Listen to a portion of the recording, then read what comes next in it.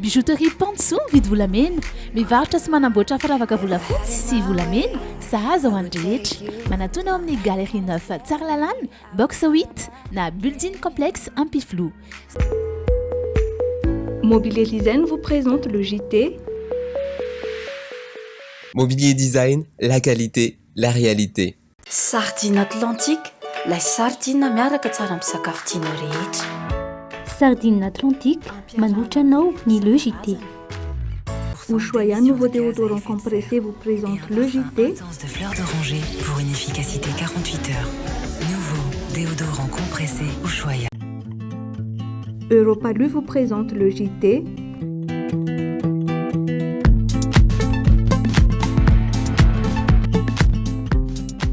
Les dernières actualités avec le JT et la carte Visa Mvoul. La carte Visa Mvoul, une carte internationale, sans engagement, sans compte bancaire. Le monde entier accepte Mvoul.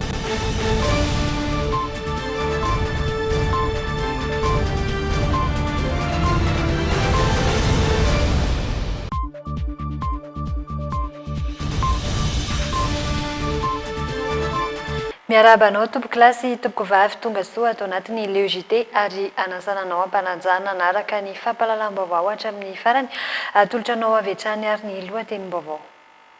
Fanilkiliana ny rafitra COVAX ny tetikasa Green Pass tanterahan'ny vondrona Eropeanina hoy ny vondron'ny firenena Afrikanina. Manana andraikitra lehibe ny tsirairay manoloana ny zava-misy eto Madagasikara ary tokony samy ho afaka hitondra ny anjara-birikiny amin'ny fampandrosoana.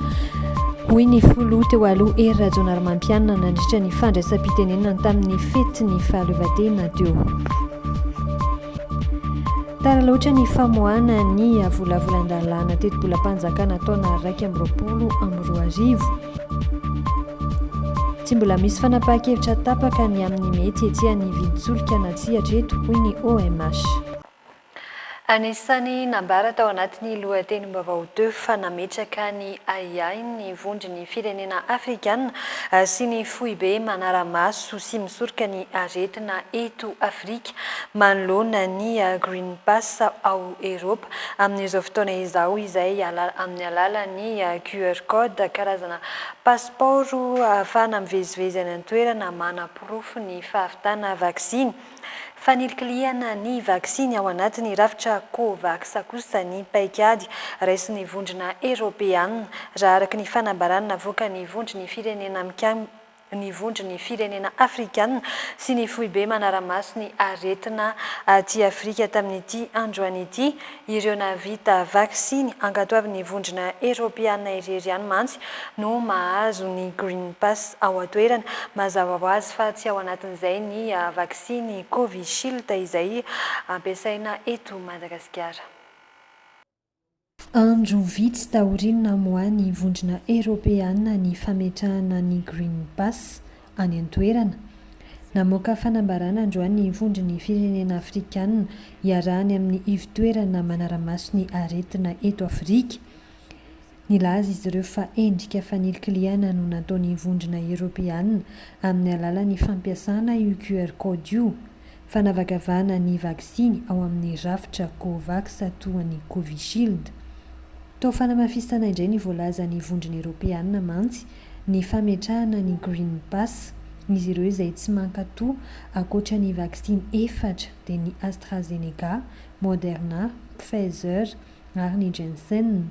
Tsy tokony hisy hanefa izany raha ny filazan'ny vondron'ny firenena Afrikanina no izy ireo anisany manampy ao amin'ny rafitra COVAX anampiana ny firenena mahantra. Napatrahiviny ihany koa fa anisany vaksiny nankatoavina voalohany toa ny AstraZeneca ny Covishield. Miantso ny vondrona Eropeanina ary izy ireo anamora sy anolotra vaksiny ao amin'ny rafitra COVAX izay heveran'ny vondrona Eropeanina ho mahomby ahafahan'ny firenena ao amin'ny rafitra COVAX hisitraka izany hisorohana ny endrika fanilkiliana ny vaksiny hafa tahaka izao. Tamin'ny 2020 ny volana Jona lasa teo ny vondrona Eropeanina no nametraka ny Green Pass amin'ny alalan'ny QR code anamafisana ny fanaraha-maso ny fahazon-dalina mivezivezy ao Eropa. eo amin'ny maresaka iraisam-pirenena kosa indray voamarina fa tonga ao amin'ny nosy Maurice sy Seychelles ny variant delta avy any Inde raha ny fanambarana avoakan'izy ireo andro vitsy izay akoatra ny fisiany ireo Covid-19 roa hafa. Eo ampijerena ny fivoarany tsy mikaretina kosa ny tompon'andraikitra amin'izao fotoana izao.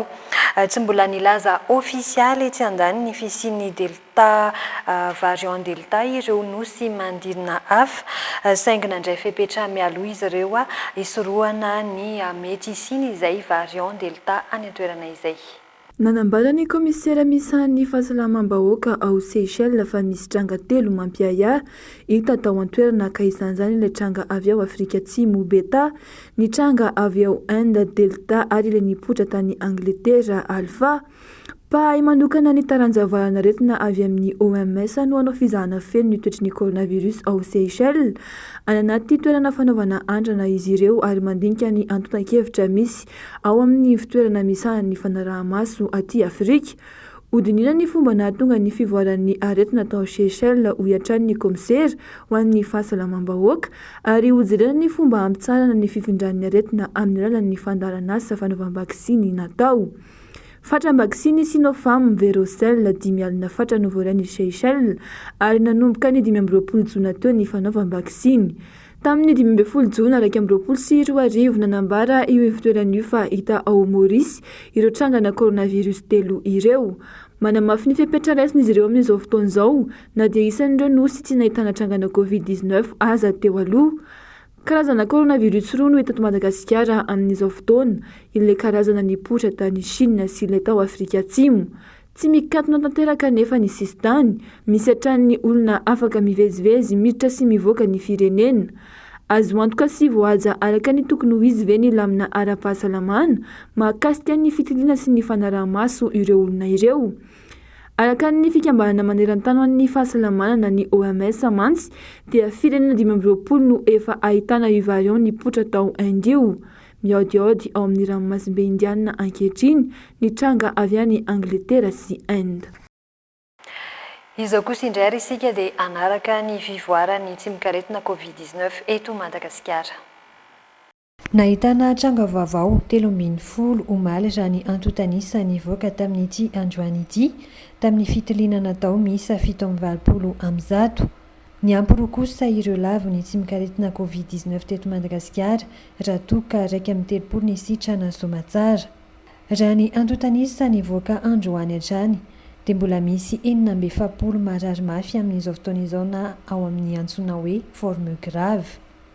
Raha tambatra ny antotanisa nanomboka tamin'ny 13 ny volana Martsa 2020 ka hatramin'ny omaly 20 jona 2020 izay nivoaka androany dia misy 2,724 ireo fantatra favoan'ny Covid-19 tamin'ny fitiliana natao misy 7,704 Israela sy roety. Misy 4,700 kosa ireo efa namoniainy vokatry ny Covid-19 hatrany ary 2,704 sy 4 kosa ireo sitrana no ity tsy mikaretina Covid-19 ity. Eo amin'ny lafiny fahasalamana izay hatrany voatery ivezivezy ny ankamaroany ireo olona tonga mitsabo tena na mizaha fahasalamana etsy amin'ny hopitaly Tsaralalàna tsy fahampiana fampitaovana ahafahana mandray azy ireo no antony izany. Betsaka nefa ireo olona tonga ao amin'ity toeram-pitsaboana iray ity nanome tolo-tanana mba ahafahana manampy ny ao amin'ny toeram-pitsaboana amin'ny fandraisana sy fikarakarana marary ny teo anivon'ny Rotary Club Nosy androany ho famahana ny olana misy eo amin'izy ireo. Ho arahantsika ny Antsipriany izay miaraka amin'ny Rina Faniry Sosianja Rakotonorainy. Isan'ny olana goavana mbola nosedran'ny CHUMET na ny hopitaly Tsaralalàna ny tsy fahampiana fitaovana ahafahana manatotosan'ny fitsaboana sy fandraisana marary antsakany sy andavany. Maro ny olana teraka izany na eo amin'ny mpitsabo na eo amin'ireo tsaboana. Betsaka nefa ireo olona tonga mizaha sy mitsabo tena ao amin'ny toeram-pitsaboana io tsy maintsy afindrafindra noho izany ny marary vokatry ny tsy fahampiana fampitaovana eo am-pelantanana. Voafetra ny olona voarainay izany vokatry zavatra izay satria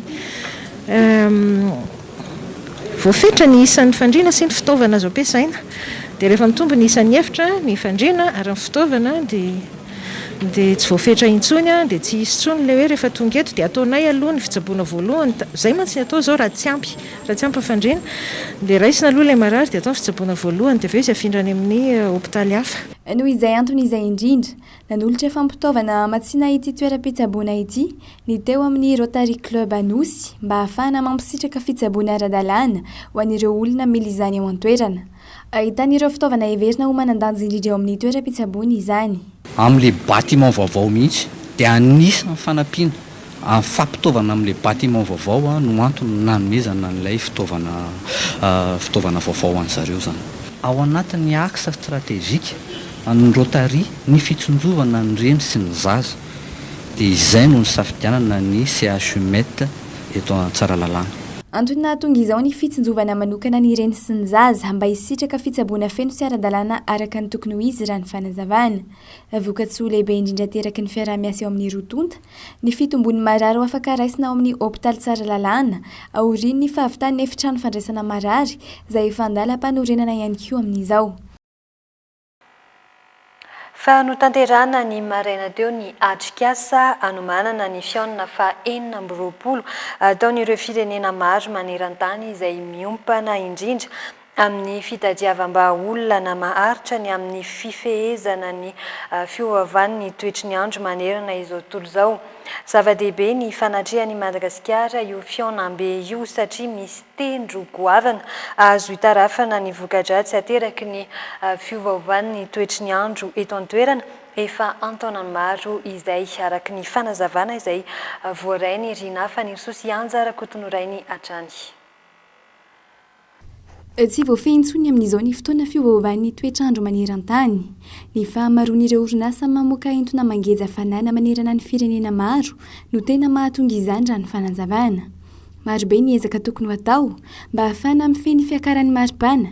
Efa nisy ny vina napetraka ao amin'izany saingy manano sarotra ankehitriny ny hanatrarana azy raha ny nambaran'ny tompon'andraikitra. Amin'ny taona 2100 dia tsy tombo hoe mihoatra ny 1,5 degré Celsius ny maripana raha ampitahina amin'ny période pré-industrielle. Fa nefa raha jerevana amin'izao fotoana izao raha ny fivoarany hoe ny maripana hoe ny hafanana izao tontolo izao dia amin'izao fotoana izao tsika efa 1,5 ny enjena amin'ny taona 2100 nefa amin'izao tsika izao 2021 zao dia efa 1,1. Raha ho an'ny Madagasikara manokana, voka-dratsy ateraky ny fahasimban'ny toetrandro ny fisian'ny kere any atsimon'ny nosy izay efa naharitra ny taonany maro.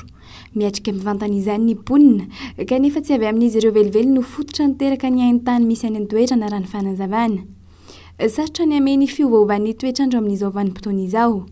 Paika dia ahafahana miara-miaina amin'ny fiovaovan'ny toetrandro aloha no vahaolana ho an'ny mponina hatreto raha ny fanazavana hatrany. Hitako ohatra hoe ny any amin'ny faritra any ohatra hoe efa misy miteny hoe any faritra loatra any ohatra hoe ny firotsahany orana nefa miorana ny kely rehefa ava izy dia tonga dia avy be indray mandeha nefa tsy mitovy le avy indray mandeha dia ohatra hoe fa noho izay fotsiny dia efa tsy maintsy efa misadapaka koa zany le olona hoe amin'ny andro ovana ny ohatra ny calendrier culturel hoe amin'izao hoe tsy amin'ny route volan'izao ny tokony hoe ambola atao amin'ny ovana kely izy hoe isaka kely.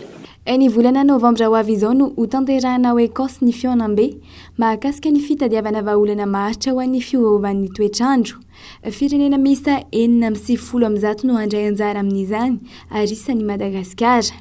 Mariana fa nisy fiantraikany goavana teo amin'ny toetrandro ny fikatoanan'ny orinasa maro tamin'ireo firenen'dehibe nandritra ny fihibohana tao anatin'ny hamerina ara-pahasalamana raha ny nambaran'ny tompon'andraikitra. Fa tsy mitsahatra ny fifamalian'ny fitondram-panjakana amin'ilay mpanao gazety Gaël Borgia namoaka fanambarana ny vondron'ireo mpanao gazety miasa ho an'ny gazety any ivelany na ireo correspondant naneho ny firaisankina tamin'ny mpanao gazety ary ny antso anisy ny fahalalahany asa fanaovan-gazety ihany koa.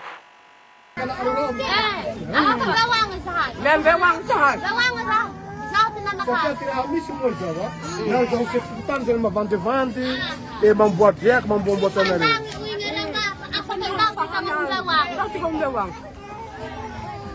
Dia afaka mikonfirme président Fokontany tsy mavandy ianao? Izaho tsy mandenga fa tena vavolombelona zareo mpihinana reto zany hoe afaka mandeha am'le mpamboatra kapa izy ho témoin le mpamboatra kapa hoe baka eto marina zareo reto. Namoaka fanambarana niraisany ireo solotenan'ny mpanao gazety iraisam-pirenena miasa eto Madagasikara naneo ny alahelo manoloana ny fanenjehana maro samihafa mahazo an'i Gaël Borgia amin'izao fotoana izy ireo. Miantso ho an'ny fahalalan'ny asa fanaovan-gazety ireo mpanao gazety ireo, ambarany fa tsy misy fanjakana tonga lafatra ary mety misy fotoana manindrona ny marina izay avoaka. No mafisina ihany koa fa tsy mpiandraikitra ny serasera izy ireo. Asa amin'ny maha-mpanao gazety no atao fa tsy sanatria te-hiteraka resabe. Itsankilany namaly io fanambarana io ny talebi solotoerana ao amin'ny TVM na tsy ary voakasika manokana ny tena ny raha toka voatonona tao anatin'ny fanambarana navoakin'ireo mpanao gazety iraisam-pirenena ny televiziona malagasy. Tsy hoe rehefa mpanao gazety vahiny no mitatitra tranga iray dia voatery ho marina ary rehefa ny mpanao gazety fotony no milaza ny vaovao dia diso. Nambarany tao anatin'izany koa fa manohana tanteraka ireo mpanao gazety ny TVM any an-toerana izay hiara-ny antso izay sy fanenjehana samihafa ny tenany. Ny fahitalavim-pirenena tokoa no namoaka horonan-tsary mampiseho ny fitantaran'ny rem-pianakaviana iray fa nokaramaina ny tenany mba hilaza ireny zavatra navoakin'ny mpanao gazety Gaël Borgia ireny. Nihinagna foa zahay nefa raha tsy fihanigny igny le nihinagna foa zahay satria nivolana igny aby. Taorin'io no namoaka horonan-tsary hafa indray ilay mpanao gazety hita ao an-trano nilay rem-pianakaviana fa milaza indray fanambanana sabatra sy noterena mba handiso ny vaovao izay navoaka ny Gaël Borgia. Dada naho raha tigny fa leda tsy mity fitsary ama intsony zahay no te fatao raha mama. Fa amin'izao fanamariana ny faha-raiky ambin'ny taona niveren'ny ny fahaleovantena izao kosa no nandraisan'ny folo teo aloha ery Rajaonarimampianina anjara fitenenana manoloana ny malagasy mpila ravinahitra tao Frantsa. Nambarany fa manana andraikitra lehibe ny tsirairay manoloana ny zava-misy aty Madagasikara ary tokony ho samy ho afaka hitondra ny anjara birikiny amin'ny fampandrosoana. Namafisiny tsy maintsy isiny ny fandinihan-tena ny tsirairay na ny vahoaka na ny mpitondra amerenina indray ny fifampitokisana. Nifantoka tamin'ny andraikitry ny tsirairay eo amin'ny fampandrosoana ny firenena ny lahateny nataon'ny filoha Rajaonarimampianina. Fampieritsiretana sy fampandinihan-tena no isan'ireo voiziny manoloana izany. Mila mieritreritra lalina isika hoe inona ny lalana efa nidiavina. Inona no andraikitra sy lalana mbola miandry atsika. Fotoana anaovana jery todika izao eo amin'ny fiainam-pirenena. Andinihan-tena ao anatin'ny fieritreretana tena lalina, madio, tsy anteritery. Izany no tokony atao amin'ny andro tahaka izao. Ka hitarika fomba fisainana ahatonga antsika miaraka izotra makany amin'ny tanjona izay ombona. Mitombo ny tany fahantrana raha ny taremarika nomen'ireo mpamatsy vola sy avoakin'ny fitondram-panjakana. Mizaka ny vokatry ny fiovan'ny toetrandro Madagasikara. Marefo kanefa tsy mba miaina ady tahaka ny misy any amin'ny firenenen-kafa. Tsy misy raha teo firenena afaka mandroso raha mbola marefo sy tambesaran'ny fahantrana ny vahoaka hoy ny tenany. Miara-manaiky isika araka ny lazaina teo fa manan-karena Madagasikara. Nefa izao narehetra koa dia miara-manaiky fa tsy nisy ady tao amin'ny firenentsika. Tsy nisy nanafika, tsy sady atrano taky ny anekafo nefa dia izao malahelo isika milaza fa mitoroso hatrany ny firenena. Petraka ny fanontaniana hoe tsy ampy ny fampitokisana eo amin'ny mpitondra sy ny vahoaka. Samy sokavina malagasy no miarava. Na tsy mioripaka an'izany isika, aiza ny fandalana ny fihavanana sy ny fiarovana ny rariny sy hitsiny voahaja ve zany amin'izao fotoana izao. Nahoana ny tsy mety miaron-doha ny toekarem-pirenena amin'ny fomba maharitra. Mbola miankin-doha ve isika, tsy voafaritra tsara ve ny lara-pahamehana. Nahoana mbola mantsaka ny kolikoly. Misy ve mangarahara eo fitatana satria izany no antoka ampisy ny fitokisana eo amin'ny mpitondra sy ny vahoaka. Miantso ny rehetra handray andraikitra ny filoha Rajaonarimampianina. Tsy tokony hisy fanavakavahana amin'ny endriny rehetra hoy izy. Nankalaza ny fetin'ny fahaleovantena tao amin'ny tanàna ny Gré ao antsinanan'ny Frantsa ny filoha Rajaonarimampianina tamin'ny 24 volana Jona lasa teo Ny vadiny kosa namaly ny fanasana nataon'ny masoivon'ny Madagasikara tao Paris ny andro troy ihany.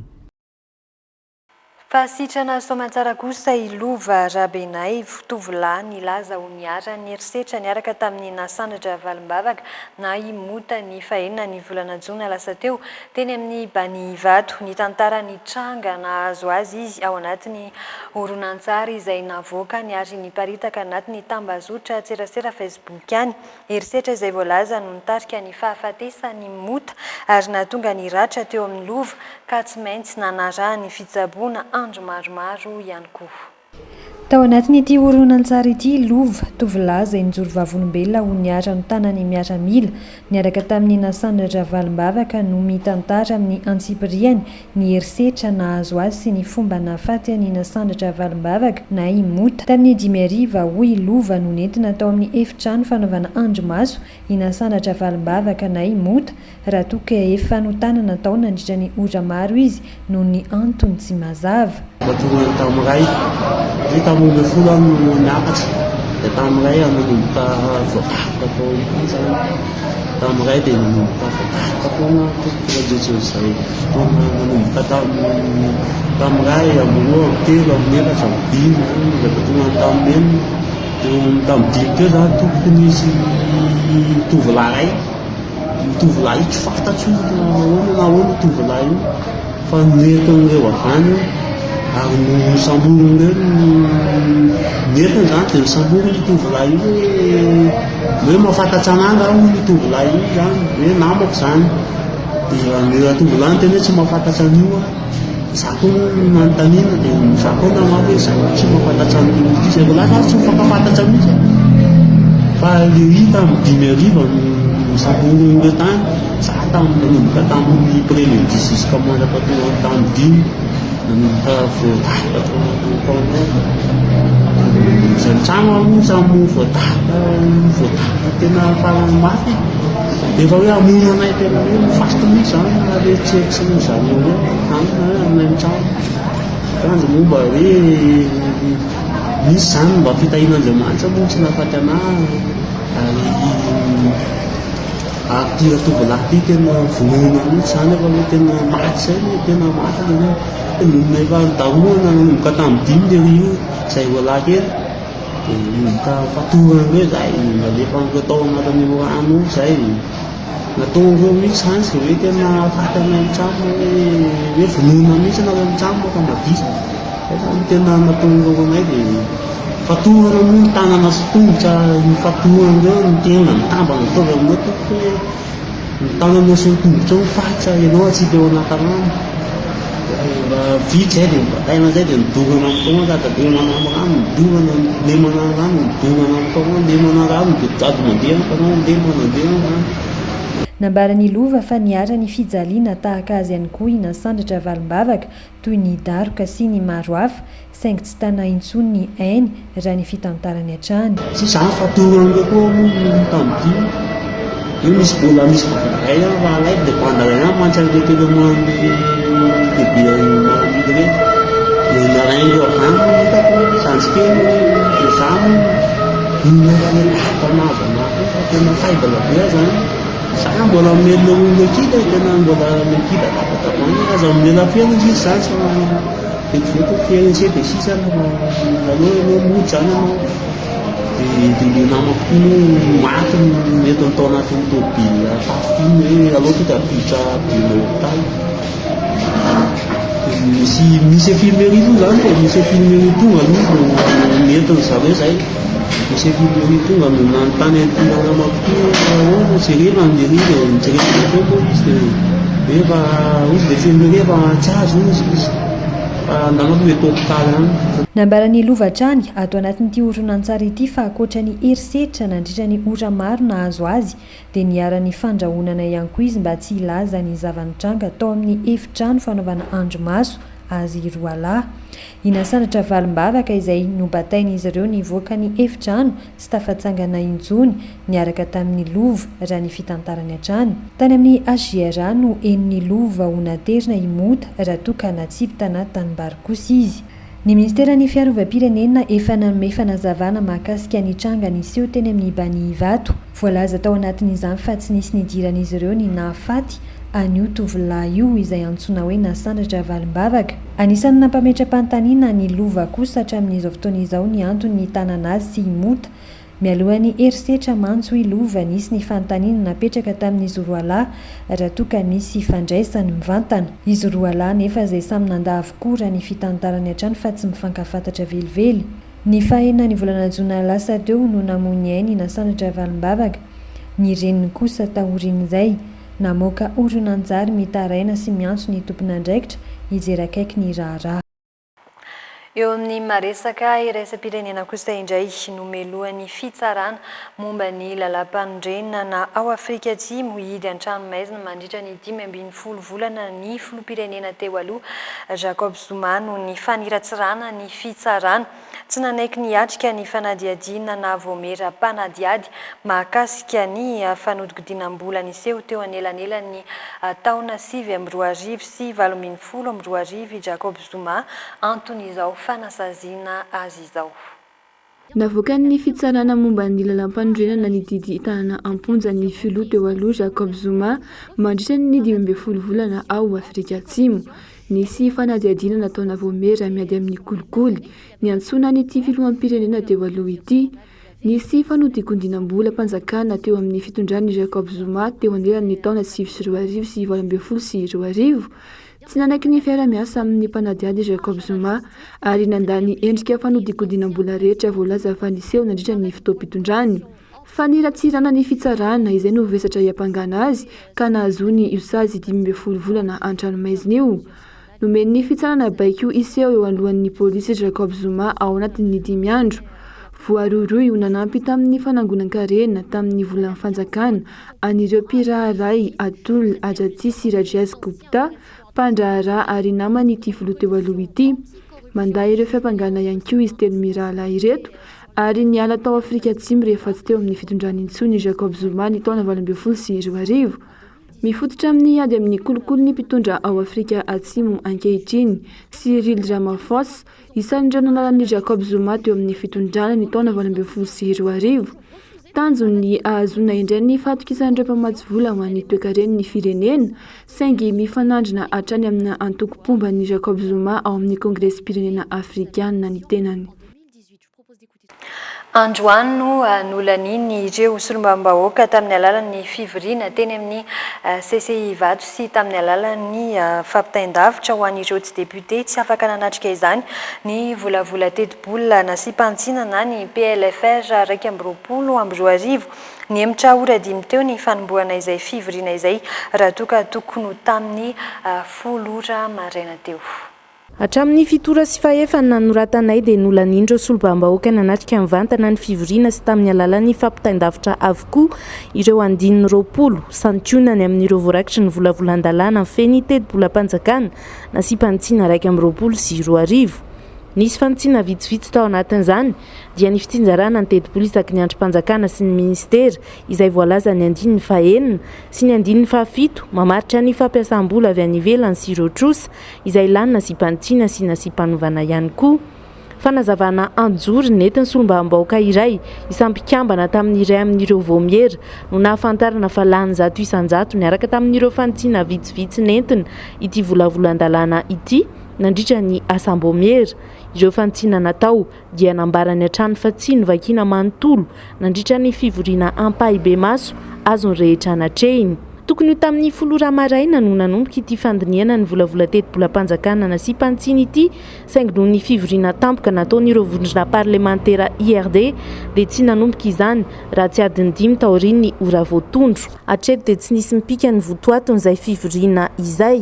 Naharitra adi-pamantaranandro 4 teo eo kosa ny famelabelarana ny arahan'ny ministeran'ny teti-bola sy ireo solombam-bahoaka mialohan'ny tena nirosoana tamin'ny fifidianana. No marindreo solombam-bahoaka sasany fa antomotra loatra ny fotoana nahafahana nandinika izay volavola teti-bola nasipantsiana izay. Nisy tamin'ireo niatrika ny fivoriana mivantana teny Ivato no nilaza fa tsy nandray ny antotan-kevitra mirakitra izany raha tsy androany maraina.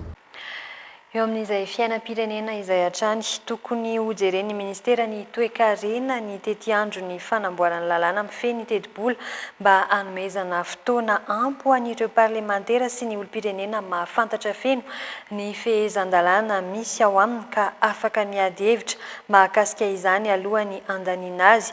Io no nambara ny CCOC na ny vondry ny olom-pirenena sy fiarahamonim-pirenena. Tara loatra ny famoahana ny PLFR na ny volavolan-dalàna teti-bolam-panjakana taona 2024 tsikaritra ho izy ireo fa ny enatra amin'ny 4 isan-jato ny tahany teti-bolam-panjakana ho an'ny taona 2024. Ny tena hoe voakasika amin'izay fiainan'izay dia ny ministère amin'ny postra, ny ministère ny industria, ny ministère ny environnement izay anisany heverina nefa ny fa tokony ho laham-pamerina tokoa. Ary hitako moa zany fa tena nena be ny mpitamiana ny budget ao anivon'ny secteurs sociaux. Ana izahay manoloana izay fiainan'ny budget ny secteurs sociaux izay indrindra moa ao anivon'ny fahasalamana satria fatatsika fa efa firenena 20 moa zany zao ny voakasika amin'ilay variant delta. Amin'izao moa misy an'ilay fezivezena amin'ilay vacances ka manazy hoe ho voakasika an'izay variant izay koa i Madagasikara. Ka iza hoaiza moa zany ny fikarakarany fanjakana mba ahafahantsika hiatrika an'izay amin'izao fa hoe mihaino ny budget ny fahasalamana. Ary eo koa moa zany mbola tsy hita mazava hatramin'izao anatin'ilay volavolan-dalàna hoe aiza ny vola ety ny fanjakana miady amin'izay hoe Covid-19 izay. Na dia ilay resaka vaksiny fotsiny izao fatatsika fa amin'ity taona ity tokony hoe misy tokony hoe valo tapitrisa ny olona vita vaksiny amin'ity taona ity. Aiza hoaiza moa zany ny budget anaovana les sensibilisations, les mobilisations, les transports, les vaccins tsy tataratra izay ao anatin'ity projet de loi ity. Nitondra fanazavana mahakasika ny zava-misy arakajy rehetra manodidina ny viditsolika ny eo anivon'ny OMH na ny ofisy malgache des hydrocarbures. Na izany aza dia mbola tsy misy fanapahan-kevitra tapaka ny amin'ny mety hietsehan'ny viditsolika na tsy hatreto. Fanazavana ara-teknika sy ara-ekonomika ahafahana maneho ny mangarahara amin'ny fitondram-panjakana sy ho fitsinjovana hatrany ny mpanjifa no nentin'izy ireo ary dia hoentiny Ainarabarisoa sy Rivoninirina Tekaleony andindiny izay. Niakatra ambony dia ambony ny vidin'ny tsolika eo amin'ny sehatra iraisam-pirenena tamin'ity volana Jona ity. Tafiakatra 470 hatramin'ny 570 dolara ny iray baril izay sahabo 750 am'zato litatra eo. Araka ny nambarany Italia Generaly OMH na ofisy malgache des hydrocarbures, mety hisy fiantraikany na tsy amin'ireo zava-misy arakajy rehetra manodidina ny viditsolika eto amintsika izany ka nitondran'izy ireo fanazavana androany. Ny tena ataontsika hoe mafana zany dia tamin'ity volana Jiona ity ambony dia ambony ny viditsolika satria 75 dollars tafakatra 74-75 dollars ny baril. Ary fantatrareo fa ny fomba fikajiana moa dia mois M-2 zany hoe ny cours internationaux volana juin zany s'appliquer amin'ny prix à partir du 1er août. Zany hoe amin'ny rehefa mivoaka daholo zany ny feno ny élément rehetra fa manao ny calcul mois d'août zany mety mihoatra n'le quart teo zany le niteneniko teo zany le quart manomboka amin'ny 1er août. Zay zany no zava-misy araky ny tsena iraisam-pirenena sy le tena vidiny mihitsy zany amin'ny tsena iraisam-pirenena. Araky ny teniko teo momba le hoe ampiakatra sa tsy ampiakatra iny mba fanapahan-kevitra tsy raisina ohatry zao iny fa tsy maintsy zatra ifandinihana miaraka amin'ny fitonam-panjakana sy ny opérateur pétrolier koa satria sehatra iraisan'ny rehetra io tsy maintsy jerena ny marimaritra iraisana ho an'izay rehetra ho an'ny mpisehatra rehetra ao anatin'le secteur pétrolier avaly ity. Ahafahana mandinika ny fanapahan-kevitra tokony ho raisina ny fanomezana fanazavana mangarahara ho hiatrany ny Italia Generaly ny OMH ho an'ny mpitondra fanjakana sy ho an'ny mpanjifa. Tahaka ny firenena rehetra ihany mantsy isika eto Madagasikara, mpanafatra 100 isan-jato eo amin'izay resaka solika izay ka tsy maintsy misy araka izany ny fanarahana ny onjany izay zava-miseho ka anjara ny OMH ny mampahafantatra izany ampahibe maso. Anjonay ao anatin'le hoe mangarahara tsy misy zahatra fenina satria fantatra ny zava-misy amin'ny tsena iraisam-pirenena ary tsika tsy hoe firenena hafa fa ohatran'ny firenena rehetra itsika dia mpanafatra 100 isan-jato ka rehefa mpanafatra 100 isan-jato dia tsy maintsy manaraka ny onjany zany amin'ny zava-misy marina fa niasanay mampilaza ny zava-misy fa izahay teknisianna teny zany hoe manaraka na ny lafiny ekonomika, ny lafiny famatsiana, ny lafiny teknika, ny lafiny kalitao an'ny solika sy ny sisa sy ny sisa. Fa anisan'ny anjara asanay koa mampilaza ny zava-misy. Raha ohatra zay ka tsy miteny, tsy manao ny asanay zany zay. Fa zava-dehibe koa mampilaza hoe zao ny zava-misy. Ahafahana mieritreritra hoe inona zany le mesure tokony ho raisina. Hoe hotazomina ihany ve asiana système de subvention ve libéralisé na ve misy PDP ny scénario possible fa ampandinika zany hoe inona ny mahasoany rehetra ao anatiny. Zay le tanjony mihitsy. Manamafy hatrany ny OMH fa mbola tsy nisy fanapahan-kevitra tapaka hatreto na isy fiakarany na tsy nividy-tsolika ajoatsy manoloana izao fanazavana nataon'izy ireo androany talata 20 jona 2024 izao. Fa anomboka ny fa 20 ny volana jona hatramin'ny fa 17 ny volana jolay ho avy izao ny fampiofanana ireo olona anatanteraka ny fanisana trano eto Antananarivo renivohitra. Ezahana ho vita ny volana septambra ny fanisana ka ny volana oktobra kosa no anomboka ny fandoavam-ponina ny etra-trano. Tapaka nandritra ny fanokafana ny atrikasa fampahafantarana ny fanisana trano fonenana na ny recensement des propriétés bâties eto Antananarivo renivohitra izany. Ary tafiditra indrindra ao anatin'ny tetikasa produira fampandrosoana sy fiarovana ny tanàna Antananarivo etin'ny Anarabarisoa sy Stéphane Rakotomalala ny andindiny izay. Nosokafana tamin'ny fomba ofisialy herinandro lasa teo ny atrikasa fampahafantarana ny fanisana trano fonenana na recensement des propriétés bâties eto Antananarivo renivohitra izay tafiditra indrindra ao anatin'ny tetikasa ho fampandrosoana ny fiarovana ny tanàna Antananarivo na produire. Ahafahana manao ny fanangonana ny etra-trano sy ny fanisana trano mazava izay natao tetsy amin'ny lapan'ny tanànan'Analakely. Tapaka nandritra izany fa isy ny fampiofanana ireo olona hanao izay ny fanisana trano izany anomboka ny 20 jona izao hatramin'ny 17 jolay 2024. Izay na ho vita ny volana septambra izao kosa ny fahavitany fanisana ka ny volana oktobra 2024 no anomboka ny fandoavana hetra-trano. Mba ho fampidiram-bola Antananarivo na ilay antsoina hoe IFPB impôt foncier pour la propriété bâtie no antony ity fanatsarana ny fidiram-bola amin'ny alalan'ny fandoavana hetra-trano ity. Tsy aivina fa ny taona 770 no nisy fanisana farany teto Antananarivo ka ny 510 isanjato ny trano ihany no voaisa tamin'izany ary latsaka ny 50 isanjato no nandohetra.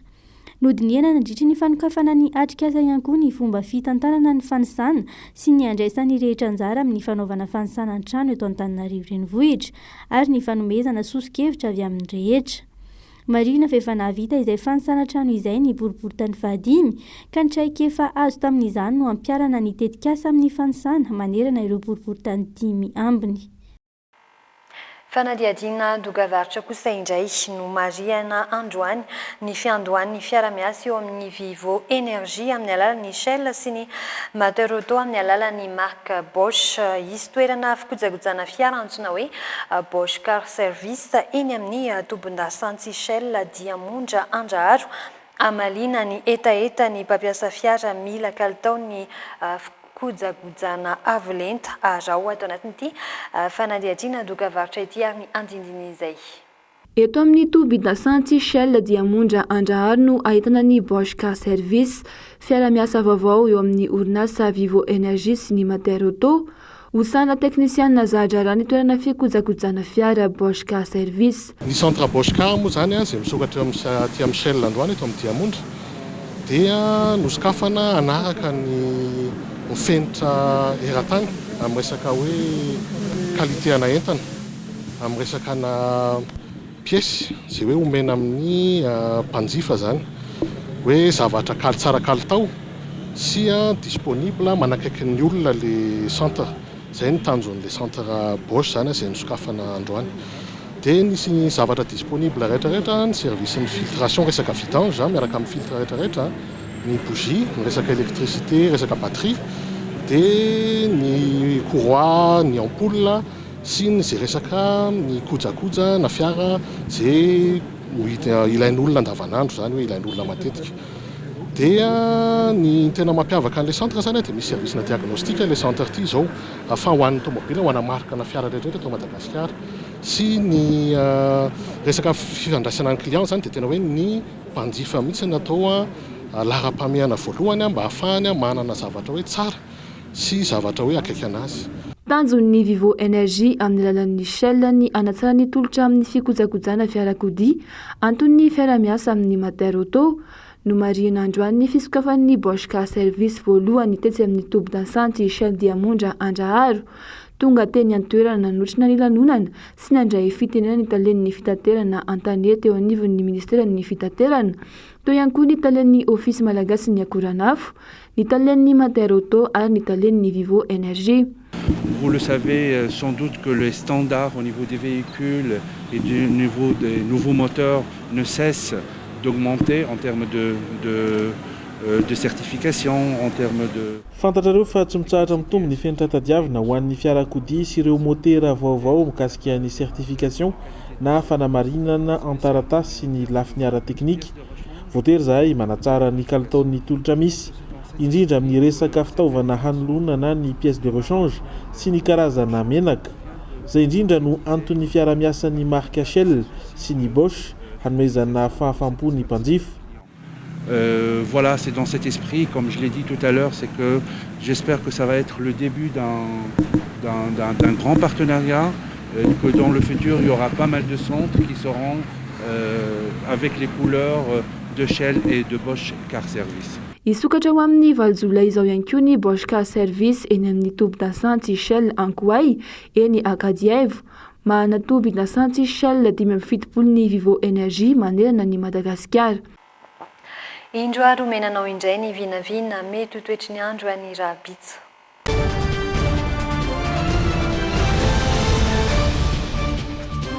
Any amin'ny faritany Antsiranana avy hatrany no anomboantsika ny météo ho an'ny Rabitsa ho an'ny faritry Diana sy Sava. Ny fandimby ny raona sy ny masoandro ny faritry Diana raha toka andrahoana kosa ny any Sava any. Maripana farany ambany 2.20 degré Celsius. Ny farany ambony kosa dia manodidina ny 2.30 degré Celsius ho an'ny Diana, 8.20 degré Celsius ho an'ny Sava. Any amin'ny faritany ny Mahajanga, Ibalika ny masoandro ho an'ny faritry Boeny, Melaka, Sofia ary Betsiboka. Maripana farany ambany manodidina ny 7.20 degré Celsius ka hatramin'ny 2.20 degré Celsius. Ny maripana farany ambony kosa dia manodidina ny 2.30 degré Celsius ka hatramin'ny 3.30 degré Celsius. Ho an'ny faritra loatra mangoro analanjoro fary atsinanana dia andrahoana ny andro. Ny maripana farany ambany 8.20 degré Celsius avy ary ny maripana farany ambony 8.20 degré Celsius avy. Ho an'ny eto afovoantany ho an'ny faritry Ibongilava, Itasy, Analamanga, Vakinakaratra dia Ibalika ny masoandro. Ahitantsika ny maripana farany ambany ho an'ny Vakinakaratra 8 degré Celsius, ho an'ny Analamanga 10 degré Celsius, Bongilava 12 degré Celsius, Itasy 12 degré Celsius. Ny maripana farany ambony kosa ho an'ny Bongilava sy Itasy dia 7.20 degré Celsius, ho an'ny Analamanga 4.20 degré Celsius, ho an'ny Vakinakaratra 2.20 degré Celsius ny maripana farany ambony. Ho an'ny faritry Amoromanima atsiatra ambony Orombe, Vadivavy Fitovinany, Atsimo Atsinanana dia Ibalika ny masoandro. Ahitantsika ny maripana farany ambany any Amoromani any 2.20 degré Celsius ary any Atsimo Atsinanana any 7.20 degré Celsius ny maripana farany ambany. Ahitantsika ny maripana farany ambony kosa dia any amin'ny Orombe any 8.20 degré Celsius. Eo amin'ny faritry Menabe, Atsimo Andrefana, Androy ary Anosy dia Ibalika ny masoandro. Maripana farany ambany manodidina ny 7.20 degré Celsius ka hatramin'ny 8.20 degré Celsius. Maripana farany ambony kosa dia manodidina ny 7.20 degré Celsius ka hatramin'ny 2.30 degré Celsius. Angasotrany ireo tompoko lasy tompoko vavy nanaraka ny Le JT hatramin'ny farany ary dia manome fotoananao ho an'ny Rabitsa indray. Veloma tompoko.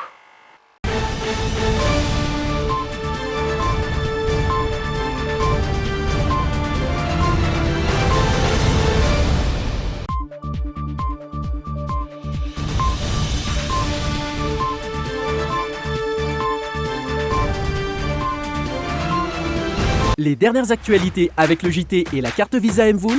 La carte Visa Mvoul, une carte internationale, sans engagement, sans compte bancaire. Le monde entier accepte Mvoul. Mobilier Design vous a présenté le JT.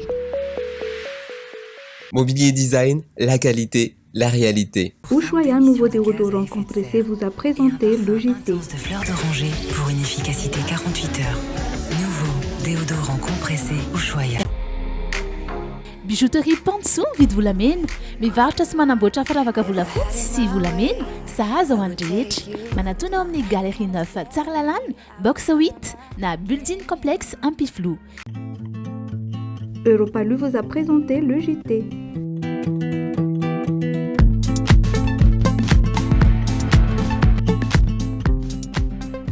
Sardine Atlantique, la sardine miaraka tsara amin'ny sakafo rehetra. Sardine Atlantique, nanolotra anao teo ny le JT. Nouveau Lifter Gloss de Maybelline New York. Optez pour des lèvres intensément hydratées, repulpées et hyper glossy grâce à une formule hydratante enrichie en acide hyaluronique.